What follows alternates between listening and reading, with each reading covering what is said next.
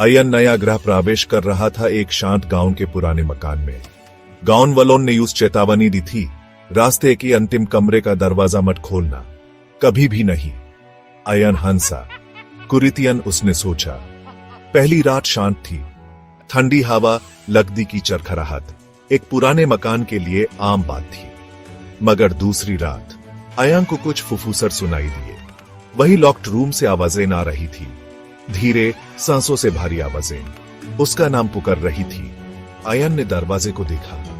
अब भी लॉक्ड था, अब भी डस्टी था, मगर घर के बाकी हिस्सों से ज्यादा ठंडा था।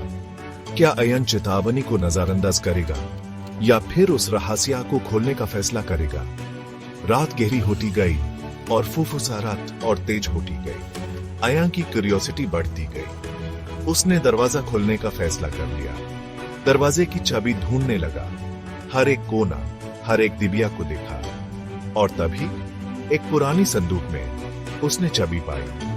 अयन ने धीरे से दरवाजे की तरफ कदम बढ़ाए। हर एक कदम के साथ उसका दिल तेज धड़कने लगा। दरवाजा खुला और एक ठंडी हवा का झोंका उसके चेहरे से टकराया। कमरा अंधेरी और खौफनाक था। तभी उसने देखा, एक आदमी का आकृति उसके सामने एक कोने में खड़ा था। उसके आंखें चमक रही थी और तब वो आकृति धीरे से अयन की तरफ बढ़ने लगी। अयन का श्वास रुक गया। उसने पीछे मुड़ने का कोशिश की, मगर दरवाजा बंद हो चुका था। वो आकृति धीरे से उसके पास आई और एक भयानक आवाज में कहा, तुमने चेतावनी को अनदेखा किया, अब भुगतना पड़ेगा। अयन चिल्लाया, मगर कोई उसका आवाज नहीं सुन सका।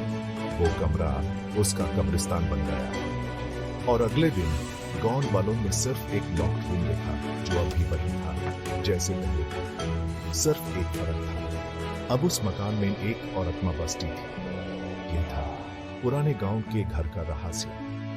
ध्यान रखना, कहीं ना भी अयन की तरह किसी पुराने चेतावनी को अनदेखा न कर दें।